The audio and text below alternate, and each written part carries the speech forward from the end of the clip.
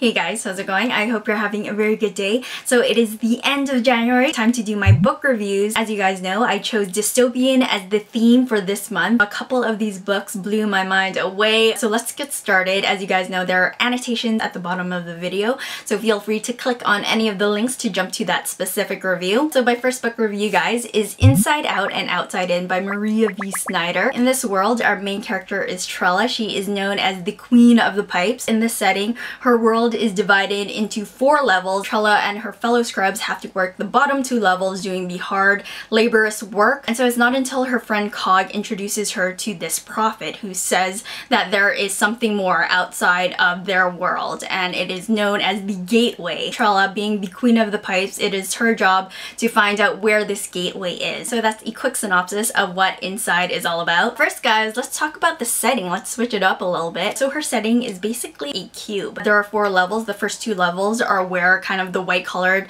workers work. They look after the computers, the security. They're kind of the head honchos of the inside. The bottom 2 levels are where the scrubs work. They do all the hard labor as far as the food, the laundry, keeping everything clean within the inside. So there's definitely a separation, literally, between those who are on top and those who are on the bottom. The setting was alright. There wasn't anything particularly outstanding or unique about this world that really grabbed me. Also, this world involves a lot of math and number conversions. The week is broken down into hours. People's ages are broken down into weeks. And not being a math person at all, I'm not good at math. I'm horrible at it. It was very hard for me to wrap my head around how everything worked within this world. I don't even know if the conversions were arbitrary or if they actually broke down into what we're familiar with, but unless Maria V. Snyder kind of told you outright that this many weeks is 17 years old, I wouldn't have known at all. It's like, are you 20? Are you 14? It's like, how old are you? It was quite difficult for me to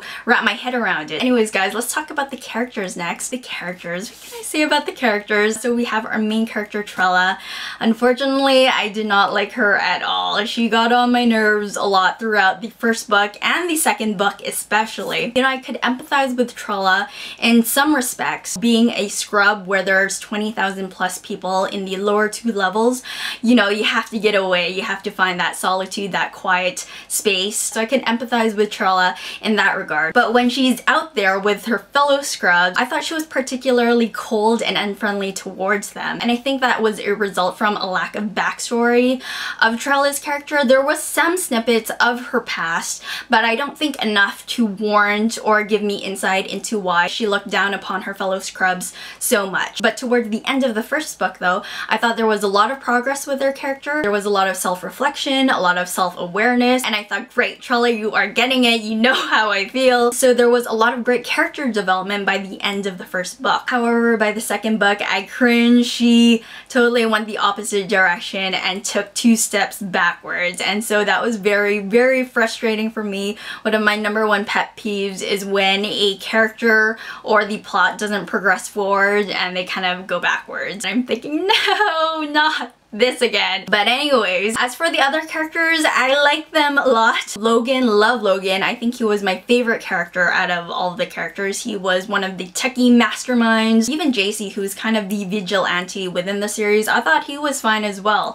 So it was just Trella's character that kind of got on my nerves. Next, guys, let's talk about the plot of Inside. It kind of took me a while to get into the story. It was really a typical those on top versus those on the bottom. I didn't feel there was anything particularly unique about the dystopian world or the conflict. I thought it was just very straightforward. Probably about halfway into the first book, I really got into it. Trella is convinced that there is possibly something more out there for her and her fellow scrubs. However, the end, I felt it was kind of anticlimactic, but still interested to see how the second book would pick up. And the second book, I wasn't really feeling. It felt a bit cliche to me. Some of the pacing really picked up throughout the middle and ending of both of the books, but overall I didn't really enjoy the plot progression and how everything went down. It was kind of sad for me. I'm very sad. With that being said, I'm going to give Inside Out and Outside In 2 stars out of 5. The story just wasn't for me, unfortunately.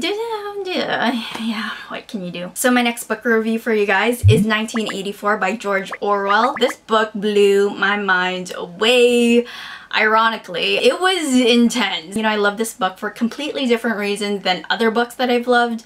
It was pretty weird. I got mixed emotions while reading this book, and it's like, what am I doing? What am I thinking about? Let's get started with what this book is all about. The setting takes place in 1984. What 1984 is, we get to see our main character Winston Smith, what Winston Smith does for a living, Winston's journey and his rebellion towards Big Brother. And Big Brother is the government. He is the one watching you, and it was quite frightening, very scary. So let's talk about the characters. So this is weird for me. I love this book, but I wasn't in love with the characters. You know, I wasn't particularly attached to them, especially in the beginning of the book in part 1 and part 2. It's divided into 3 parts. Part 1 and part 2, I wasn't particularly attached to Winston. There's also this woman, Julia. I wasn't particularly attached to her either. I felt the characters were more a vehicle to introduce the reader to this world, this horrifying world, and what they do and just what happens to you living in this world. It wasn't until halfway and towards the end of the book that I really empathized and sympathize with Winston's character. You know, I was super invested with his character. I was in his shoes. I was angry. I was frustrated. I wanted to headbutt the son of a gun, Mr. Antagonist man. He was so frustrating, and I was so angry while reading this book. So lots of emotions. Next, guys, let's talk about the plot and the world and the oh my goodness. 1984 terrified the bejesus out of me. It is super scary, mind-blowing. It horrified me to no end. Out of all the dystopian worlds that I've read, 1984, this world scared me the most. Just the extreme severity of Big Brother and what they will do to enforce their ideology. It was insane. It was like, really this is happening. Winston, who works within the Ministry of Truth, holy crap, that scared the hell out of me. Again, the severity of what he has to do, what everyone has to do to maintain this government, this world, is mind-blowing. How this world is dwindling down the vocabulary to deter them from learning, from speaking out against the government. And the double think. Holy crap, did anyone else's mind get blown away by the double thinking? That hurts my brain to no end. And vaporization, worse than death. You will know what I mean when you read it. What 1984 does so well is create this world. The world building was fantastic, and the power of the message and the ideas that are going on within this book was profound, seriously profound. At first I was reading a fiction book, and then we slip into non-fiction. It's like, this is what's going on right now, which is scary. I don't know what to say other than it's really great. Definitely a must read for dystopian lovers, for readers everywhere. So with that being said, guys, I'm going to give 1984 by George Orwell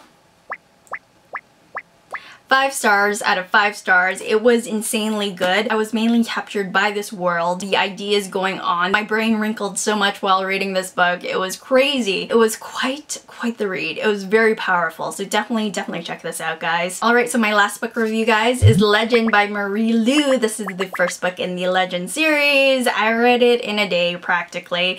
It was a very good read. Loved it a whole lot. I think Legend was exactly the book I needed to read right after 1984 because I love this book for entirely different reasons than I loved 1984. It was driven by fantastic characters and a great storyline. I also really enjoyed the setting as well. I thought it was very good. It was kind of post-apocalyptic dystopian, which I really liked. But anyways, let's get started with what Legend is all about. Our main character is June. She is a prodigy. She has top marks in all of her classes. She's so advanced in her studies. Already at 15, she is working for the government. It's not until one night that June's brother gets killed. Her number 1 suspect is Day, who is a rebellious criminal on the run, and it's not until they cross paths where this bigger conspiracy with the government lies, and both June and Day need to uncover what's going on. So that's basically a quick synopsis of what Legend is all about. First, guys, let's talk about the characters. Let's talk about June first. I thought she was an excellent character. She has this Sherlock Holmes quality, which I really liked in the book, and how it's executed in the book was really well done. I really like that aspect as well. Even though she is a prodigy, even though she is very well trained and very smart, she is rebellious. She will go that extra mile to uncover the truth. At the beginning of the book, I thought her perspectives were realistic to how she grew up. I thought she developed fantastically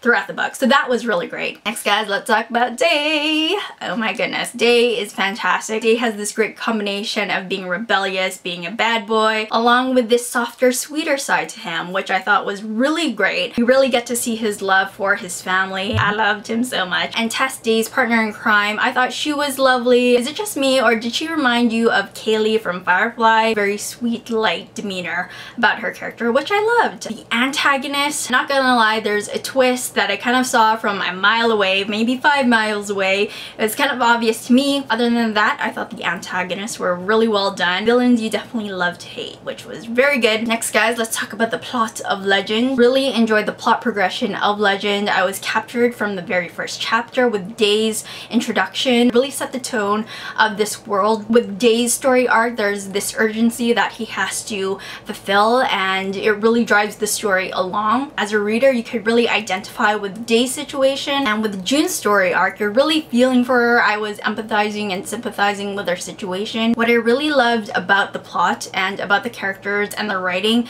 is this Sherlock Holmes quality that I love. June's ability to observe minute details of everyone and everything around her. Definitely reminded me of BBC series Sherlock. You know, I thought the execution of pointing out these small details and June's reasoning behind those details were really great. I thought that was really fantastic. So that being said, guys, I'm going to give Legend by Marie Lu 5 stars out of 5. Totally different reasons for why I gave 1984 5 stars. Legend was definitely driven by character and story, and I was invested in all of that. I cannot wait to check out the second book, Prodigy. I don't know when I'm going to check it out. It's definitely going to be soon-ish. By the time you watch this, the second book will probably be out, so not only can you read Legend, you'll get to read Prodigy next, and you're so lucky. You're so lucky. So those are my book reviews, guys, for the month of January. Definitely check out 1984. Definitely check out Legend. They are spectacular books. Lovely. Well, not so lovely. 1984 was definitely horrifying and scary. The most horrifying setting ever. I don't think there is another setting more horrifying than that one. Seriously, nothing. I will talk to you guys later. Have a very good one. Bye.